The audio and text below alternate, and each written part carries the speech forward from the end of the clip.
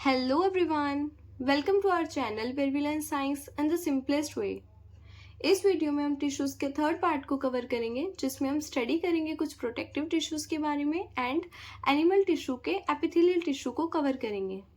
तो सबसे पहले देखते हैं प्रोटेक्टिव टिश्यूज़ क्या होते हैं। जैसे कि हमने अपने प्रीवियस वीडियो में पूरे के पूरे प्लांट टिश्यू को कवर करा था और उसमें देखा था कि कैसे सारे प्लांट्स के जो हैं अलग अलग पार्ट्स होते हैं, अलग अलग टिश्यूज़ होते हैं, अलग अलग सेल्स होते हैं उनके, जो कि क्या करते हैं, अलग अलग फंक्शन को परफॉर्म करते हैं। कोई वाटर की ट्रांसपोर्टेशन करता है, कोई मिनरल्स की ट्रांसपोर्टेशन करता है, कोई फूड की ट्रांसपोर्टेशन करता है, कोई फूड को स्टोर करके रखता है। ठीक है, तो देखो सारे के सारे जो प्लांट्स होते हैं ना, उनको जो कवर है, उनके सेल्स को जो कवर है वो कौन करके रखता है, कुछ प्रोटेक्टिव टिश्यूज कवर करके रखते हैं। पूरे के पूरे इंटायर प्लांट को प्रोटेक्टिव टिश्यूज कवर करके रखते हैं, जो कि उनको क्या प्रोवाइड करते हैं, प्रोटेक्शन प्रोवाइड करते हैं, उनको किसी बैक्टीरिया से बचाते हैं, ठीक है, किसी पैथोजन से बचाते हैं या इंजरी से बचाते हैं या वाटर लॉस का प्रिवेंट करते हैं। ठीक है, तो ये प्रोटेक्टिव टिश्यूज इन चीज़ों का काम करते हैं और ये पूरे के पूरे प्लांट को कवर करके रखते हैं। और प्लांट के जितने भी पार्ट्स होते हैं, ठीक है, जितने भी पार्ट्स होते हैं उनको भी प्रोटेक्टिव टिश्यूज कवर करके रखते हैं। ठीक है, अब देखो हमारे जो प्लांट में ना दो तरीके के प्रोटेक्टिव टिश्यूज होते हैं, एक होते हैं एपिडर्मिस, एक होता है कॉर्क। सबसे पहले देखते हैं एपिडर्मिस क्या होता है। तो देखो एपिडर्मिस जो होती है ना, ये आउटर मोस्ट थिन लेयर होती है सेल की। मतलब जितने भी जो सेल होते हैं प्लांट में, उसकी जो आउटर लेयर होती है वो किसकी मिलके बनी हुई होती है, एपिडर्मिस की मिलके बनी हुई होती है। जैसे कि आप ये देख सकते हो। ठीक है, ये पूरी की पूरी जो आउटर लेयर है इसको हम क्या बोलते हैं, इसको बोलते हैं एपिडर्मिस। ठीक है, जो कि क्या होती है, आउटर मोस्ट थिन, बहुत पतली सी लेयर होती है ये। और ये किस चीज का मेन काम करती है, ये प्रोटेक्शन का काम करती है। ठीक है, ये ना मतलब प्लांट को किसी भी बैक्टीरिया से बचाएगी, किसी भी मतलब इंसेक्ट से, मतलब जो किसी भी बैक्टीरिया वगैरह से बचाती है जो प्लांट को क्या कर सके, हार्म कर सके। ठीक है, तो उनसे ये एपिडर्मिस लेयर जो है उसको बचाती है। ठीक है, अब जैसे प्लांट में वाटर लॉस ज़्यादा ना हो, मतलब ट्रांसपिरेशन ना हो, ठीक है, मतलब ज़्यादा वाटर लॉस ना हो गर्मियों के टाइम पे, ठीक है, तो उससे भी ये प्रोटेक्ट करके रखती है एपिडर्मिस लेयर। तो ये क्या होती है, it is the outer most thin layer of the cell और ये कॉन्टिन्यूस लेयर होती है। इसमें कोई भी पोर्स नहीं होते, जैसे कि हमने अपनी पिछली वीडियोस में भी देखा था। सारे के सारे सेल्स अभी तक हमने इतने पढ़े थे जिनकी जो लेयर्स हैं वो पोरस हैं। ठीक है, बट ये कॉन्टिन्यूस लेयर होती है। एपिथेलियल सेल एक कॉन्टिन्यूस लेयर होती है, इसमें कोई भी पोरस नहीं होते। ठीक है, और नो इंटरसेलुलर स्पेस, इसमें कोई भी इंटरसेलुलर स्पेस नहीं होता। ठीक है, इंटरसेलुलर स्पेस का मतलब है सेल्स के बीच वाला जो स्पेस होता है उसको इंटरसेलुलर स्पेस बोलते हैं। तो इंटरसेलुलर स्पेस एपिडर्मिस लेयर में नहीं होता। ठीक है, कौन सा फंक्शन प्रोवाइड करती है, ये इंजरी से बचाती है। मेन काम ही क्या है इसका, मेन काम है इसका प्रोटेक्शन। ठीक है, जो कि क्या करेगी, इंजरी से बचाएगी, वाटर लॉस से प्रिवेंट करेगी। ठीक है, अगेंस्ट द वाटर लॉस। वही वाटर लॉस को हम ट्रांसपीरेशन भी बोलते हैं, जब मतलब प्लांट में से वाटर का लॉस होता है। ठीक है, तो उसको ट्रांसपीरेशन बोलते हैं और उससे भी ये क्या करता है, एपिडर्मिस लेयर प्रिवेंट करके रखता है। उसके बाद देखो जैसे डेजर्ट प्लांट, मतलब डेजर्ट प्लांट का मतलब जैसे होता है जो मतलब ड्राई प्लांट्स होते हैं, जैसे कैक्टस वगैरह हो गया। ठीक है, उनको डेजर्ट प्लांट बोला जाता है। उनमें क्या होता है, epidermis has a thick vaccine covering of cutin.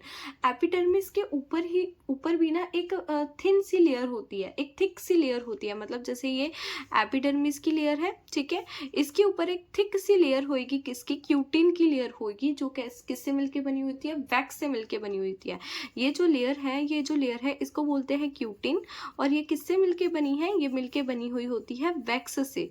ठीक है, और ये काफी ज्यादा थिक होती है। ठीक है, ये क्या काम करती है, वाटर लॉस से प्रिवेंट करती है, वाटर लॉस को रिड्यूस करती है। क्यूटिन क्या करती है, वाटर लॉस को रिड्यूस करती है। तो डेजर्ट प्लांट में क्या होता है, एपिडर्मिस के पास एक थिक वैक्सिक कवरिंग होती है, किसकी, क्यूटिन की, जो क्या करती है, वाटर लॉस को रिड्यूस करती है, मतलब ट्रांसपिरेशन को रिड्यूस करती है simply. Cells of root have long thick hair like structure to increase the total surface area for the water absorption. अब देखो एपिडर्मिस के पास जो सेल होते हैं, एपिडर्मिस टिश्यूज जो होते हैं ना, उनके पास जो सेल होते हैं ना, उनमें कुछ हेयर लाइक स्ट्रक्चर्स प्रेजेंट होते हैं, ठीक है, उनमें कुछ हेयर लाइक स्ट्रक्चर प्रेजेंट होते हैं। और वो हेयर्स क्या करते हैं, अब जैसे मान लो ये रूट है प्लांट के रूट क्या करते हैं, वाटर को एब्जॉर्ब करते हैं, ठीक है, वाटर को एब्जॉर्ब करते हैं अपने अंदर। वैसे ही ये जो हेयर लाइक स्ट्रक्चर होते हैं, ये जो हेयर लाइक स्ट्रक्चर होते हैं प्लांट के सेल में, मतलब एपिडर्मिस लेयर की सेल्स में जो भी ये हेयर लाइक स्ट्रक्चर होते हैं, ये एब्जॉर्ब करते हैं, वाटर को एब्जॉर्ब करते हैं, एब्जॉर्प्शन का काम करते हैं। और जितने ज़्यादा ये हेयर्स होंगे उतने ज़्यादा क्या होती है, सरफेस एरिया इंक्रीज होता है, ठीक है। ये हेयर्स क्या करते हैं, ये सरफेस एरिया को भी इंक्रीज करते हैं ताकि उसमें वाटर की एब्जॉर्प्शन क्या हो, ज़्यादा हो जाए, ठीक है। तो ये जो हेयर होते हैं एपिडर्मिस लेयर में, ये क्या काम करते हैं, ये वाटर की एब्जॉर्प्शन करते हैं, ठीक है। मतलब टोटल सरफेस एरिया को ये बढ़ा देते हैं ताकि वाटर की एब्जॉर्प्शन भी ज़्यादा हो। Cells of root have long hair like structure to increase the total surface area. Cells क्या करते हैं, हेयर लाइक स्ट्रक्चर क्या करते हैं, टोटल सरफेस एरिया को बढ़ा देते हैं ताकि वाटर एब्जॉर्प्शन भी ज़्यादा हो, ठीक है। उसके बाद देखो कॉर्क क्या होता है। अब जैसे कि हमने सेल चैप्टर में भी पढ़ा था, ठीक है, सेल चैप्टर में सेल की डिस्कवरी में भी पढ़ा था कि कॉर्क जो होता है, मतलब जैसे कॉर्क, जैसे हम बॉटल के ढक्कन को बंद करते हैं, मतलब वो थोड़ा ऐसे लकड़ी के टाइप का होता है, जैसे बॉटल के ढक्कन को बंद करते हैं, वो होता है कॉर्क, ठीक है। और ये जो कॉर्क होता है, ये जो ट्री होता है उसकी आउटर लेयर से मिलके बना हुआ होता है। कॉर्क जो होता है वो ट्री की आउटर लेयर से मिलके बना हुआ होता है। ट्री की आउटर लेयर को बार्क बोलते हैं। तो ये किससे मिलके बना हुआ होता है, ये ट्री की बार्क से मिलके बना हुआ होता है, और ये आउटर प्रोटेक्टिव टिश्यूज है, ठीक है। The cells of cork are dead. जैसे हमने सेल चैप्टर में पढ़ा था कि जो कॉर्क के जो सेल्स हैं वो डेड हैं, जो रॉबर्ट हुक ने डिस्कवर करे थे, है ना, जो रॉबर्ट हुक ने सेल्स डिस्कवर करे थे वो इसी कॉर्क को तो ऑब्जर्व करके डिस्कवर करे थे। और जो कॉर्क के जो सेल्स निकले थे वो कैसे थे, वो डेड सेल्स थे, ठीक है। और इनमें कोई भी इंटरसेलुलर स्पेस नहीं थी। इंटरसेलुलर स्पेस क्या थी, एब्सेंट थी, ठीक है। उसके बाद cell walls are very thick. Cork की जो सेल वॉल होती है, ठीक है, कॉर्क की जो सेल वॉल क्या होता है, प्लांट की outer most layer. Cell wall जो होती है कॉर्क की, वो बहुत ज़्यादा थिक होती है। अब कॉर्क की सेल वॉल क्यों थिक होती है, क्योंकि उनमें एक केमिकल स्यूबेरिन होता है। स्यूबेरिन एक केमिकल होता है, ठीक है। उसकी वजह से सेल वॉल जो होती है वो क्या होती है, काफ़ी ज़्यादा थिक हो जाती है, ठीक है। और देखो कॉर्क के जो सेल है, मतलब कॉर्क जो बन रहा है वो प्लांट के, मतलब ट्री के किस पार्ट से बन रहा है, मतलब वो उसकी लेंथ से काटा जा रहा है या उसकी विड्थ से काटा जा रहा है। तो वो उसकी विड्थ से काटा जा रहा है कॉर्क, मतलब वो कुछ ऐसे ग्रो कर रहा है, ठीक है। और जो भी प्लांट विड्थ में ग्रो करता है, ठीक है, जो भी प्लांट विड्थ में ग्रो करता है उसको कैसी ग्रोथ बोलते हैं, उसको बोलते हैं सेकेंडरी ग्रोथ, जैसे कि हमने मेरिस्मेटिक टिश्यू में पढ़ा था अभी, ठीक है। और इसका भी मेन काम क्या है, इसका भी मेन काम है प्रोटेक्शन प्रोवाइड करना, because it is a type of protective tissue, ठीक है। कॉर्क भी क्या करता है, प्रोटेक्शन को प्रोवाइड करता है। ये भी ट्री को इंजरी से बचाता है, मतलब किसी भी प्लांट को, किसी भी चीज़ों को क्या करता है, इंजरी से बचाता है, वाटर लॉस से प्रिवेंट करता है, ठीक है। तो यहाँ पे आपका जो प्लांट टिश्यूज है वो पूरे तरीके से खत्म हो गया है। तो अब हम स्टार्ट करते हैं एनिमल टिश्यूज से। तो एनिमल टिश्यूज क्या होते हैं, एनिमल टिश्यूज वो टिश्यूज होते हैं जो किसी एनिमल में देखने को मिलते हैं या किसी ह्यूमन में देखने को मिलते हैं, ठीक है। जैसे कि हमने प्लांट टिश्यूज को देखा था। प्लांट टिश्यूज क्या थे, जो प्लांट्स के अंदर देखने को मिलते थे। प्लांट टिश्यूज दो टाइप के थे, एक तो परमानेंट टिश्यूज थे, मेरिस्मेटिक टिश्यूज थे। फिर हमने उनके अलग अलग पार्ट को कवर करा था। जैसे परमानेंट टिश्यूज में हमने स्क्लेरेन्काइमा, कोलेनकाइमा, इन सबको देखा था, ठीक है। वैसे ही हमने क्या करना है, एनिमल टिश्यूज में भी 4 पार्ट्स को पढ़ना है, 4 टिश्यूज को पढ़ना है, जो कि है epithelial tissue, muscular tissue, connective tissue and nervous tissue, ठीक है। अब देखो इन सबका जो काम है वो अलग अलग है हमारी बॉडी में। एपिथेलियल टिश्यूज का काम होता है मेनली प्रोटेक्शन प्रोवाइड करना। ये हमारी पूरी की पूरी बॉडी को प्रोटेक्ट करके रखता है, ठीक है। मतलब हमारी इंटायर बॉडी को ये प्रोटेक्शन प्रोवाइड करता है। जैसे कि हमारे जो इंटरनल ऑर्गन्स हैं उनको भी ये प्रोटेक्शन प्रोवाइड करता है। मतलब सिंपली ये हमारी पूरी बॉडी को और बॉडी के अंदर जितने भी ऑर्गन्स हैं उन सबको प्रोटेक्ट करने का काम करता है ये, ठीक है। तो एपिथेलियल टिश्यू का मेन काम क्या है, प्रोटेक्शन प्रोवाइड करना। उसके बाद जो मस्कुलर टिश्यूज होते हैं, मस्कुलर टिश्यूज जो होते हैं ये सिंपली मूवमेंट में हेल्प करते हैं, ठीक है। इसमें भी हमें 3 टाइप पढ़ने हैं मस्कुलर टिश्यूज़ में भी अलग से हमें 3 टाइप पढ़ने हैं, striated muscle, non striated muscles, cardiac muscles, ठीक है। उसके बाद आते हैं कनेक्टिव टिश्यूज़। कनेक्टिव टिश्यूज़ क्या होते हैं, जो हमारी बॉडी को कनेक्ट करते हैं, जो टिश्यूज़ हमारी बॉडी को कनेक्ट करते हैं, बॉडी ऑर्गन्स को कनेक्ट करते हैं, हमारी बॉडी को सपोर्ट करते हैं, एक फ्रेम देते हैं हमारी बॉडी को, ठीक है। ये हमारी पूरी की पूरी बॉडी को सपोर्ट प्रोवाइड करते हैं और ये ना हमारी पूरी बॉडी में वाइडली स्प्रेड होते हैं, मतलब पूरी बॉडी में हमारे स्प्रेड होते हैं। कौन? Connective tissues. उसके बाद आते हैं नर्वस टिश्यूज। नर्वस टिश्यूज क्या होते हैं? नर्वस टिश्यूज का मतलब होता है जो हमारे ब्रेन के अंदर होते हैं, ठीक है। और इसकी फंक्शनल यूनिट जो होती है वो न्यूरॉन होती है, ठीक है, जो कि किस चीज का काम करती है, जो मैसेज को रिसीव करती है एंड मैसेज को सेंड करने का काम करती है। मतलब मैसेज को रिसीव करेगी, सिग्नल्स को लेगी और सिग्नल्स को सेंड करती है, ठीक है। अब इन सबको हम एक एक करके डिटेल में कवर करेंगे। सबसे पहले देखते हैं एपिथेलियल टिश्यूज क्या होते हैं। तो एपिथेलियल टिश्यूज का मतलब होता है वो टिश्यूज जो हमेशा किसी ऑर्गन के ऊपर ग्रो हो रहे हो या किसी और टिश्यूज के ऊपर ग्रो हो रहे हो। जैसे कि हमारी स्किन है, हमारी स्किन क्या है, एक दूसरे के ऊपर ग्रो हो रही है ना, मतलब हमारी स्किन के नीचे भी एक और लेयर है, ठीक है। अब जो हमारी स्किन ग्रो हुई है वो उसके ऊपर ही तो ग्रो हुई है, मतलब अलग से किसी टिश्यू के ऊपर ग्रो होती है, ठीक है। तो ऐसे टिश्यूज जो किसी और ऑर्गन के ऊपर ग्रो हो रहे हो और किसी और टिश्यू के ऊपर ग्रो हो रहे हो, तो वो एपिथेलियल टिश्यू होता है। जैसे हमारा स्टमक, हमारे जो स्टमक की लाइनिंग होती है, ठीक है, वो भी किससे मिलके बनी हुई होती है? एपिथेलियल टिश्यूज की मिलके बनी हुई होती है, ठीक है। स्टमक की लाइनिंग जैसे जो उसकी आउटर लेयर होती है उसमें एपिथेलियल टिश्यू होता है।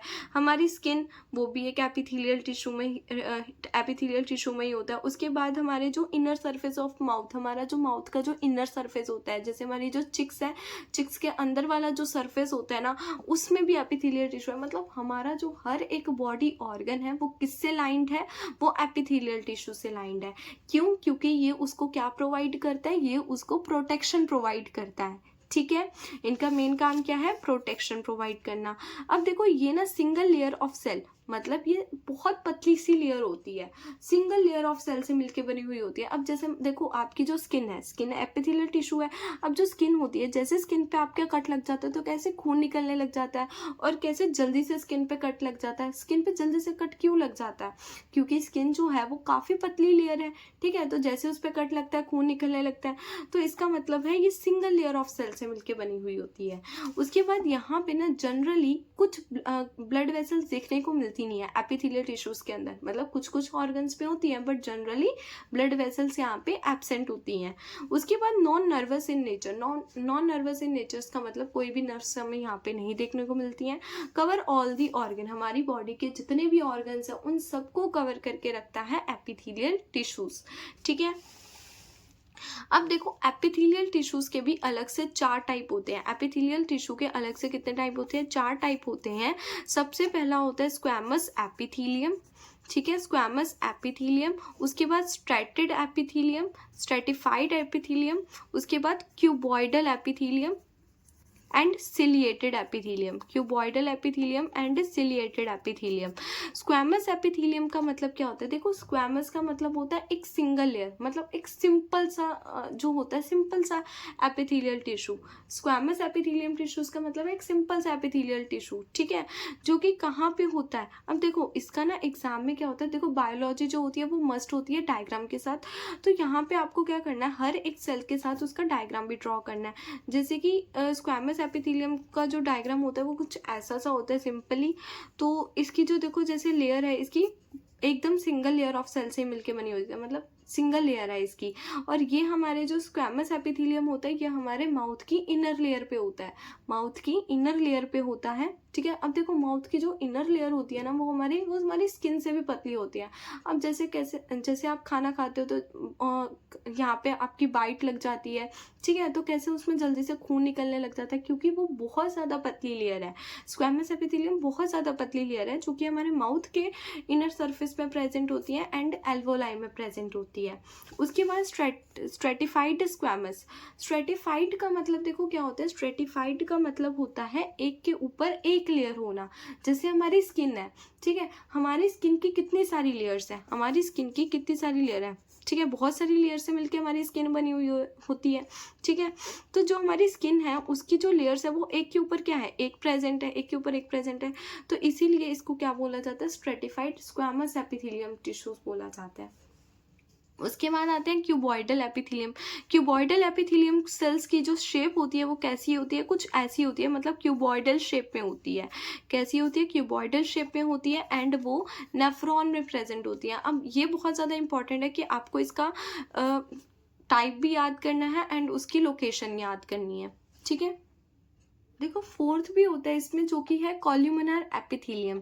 कॉल्यूमिनर एपिथेलियम में जो सेल्स होते हैं उनकी शेप कैसी होती है, ऐसे कॉलम्स में होती है, ठीक है। उनकी शेप कैसी होती है, ऐसे कॉलम्स में होती है, जो कहाँ पे प्रेजेंट होती है, इंटेस्टाइन। इंटेस्टाइन क्या होती है, जैसे जो लार्ज इंटेस्टाइन हो गया, स्मॉल इंटेस्टाइन हो गया, जहाँ पे हमारा क्या होता है, सारा का सारा खाना जो होता है वो डाइजेस्ट होता है, ठीक है। तो ये जो कॉल्यूमिनर एपिथेलियम लेयर है ये हमें कहाँ देखने को मिलती है, हमारी स्मॉल इंटेस्टाइन में या लार्ज इंटेस्टाइन में देखने को मिलती है। उसके बाद सिलिएटेड एपिथेलियम। देखो सिलिया से क्या मतलब है, सिलिएटेड में एक वर्ड आ रहा है सिलिया, इसका मतलब क्या है, इसका मतलब है हेयर, ठीक है। तो ऐसे टिश्यूज जहाँ पे क्या होते हैं, हेयर्स प्रेजेंट होते हैं। अब देखो यहाँ पे हेयर्स प्रेजेंट होते हैं तो इसका मेनली काम क्या होता है, फिल्ट्रेशन का, ठीक है। जहाँ पे भी हमारी बॉडी में जो हेयर्स प्रेजेंट होते हैं, जैसे हमारे नोज में जो हेयर्स प्रेजेंट है, ठीक है, वो क्या करते हैं, जो हमारे अंदर ऑक्सीजन जा रही है, जो हमारे अंदर बॉडी के अंदर जो एयर जा रही है उसको क्या करते हैं, वो फिल्टर करते हैं, ठीक है। क्योंकि जो हवा जो है हम जो अंदर ले रहे हैं उसमें काफ़ी सारे डस्ट पार्टिकल्स होते हैं, तो हमारे नोज के हेयर्स क्या कर देते हैं, उसको एकदम फिल्टर कर देते हैं, ठीक है। तो सिलिएटेड एपिथेलियम कहाँ पे होते हैं, जैसे यूट्रस में हो गया, ब्रोंकाई में हो गया, ट्रैकिया में हो गया एंड नोज में हो गया, ठीक है। तो ये एपिथेलियल टिश्यू जो है आपका खत्म हो गया।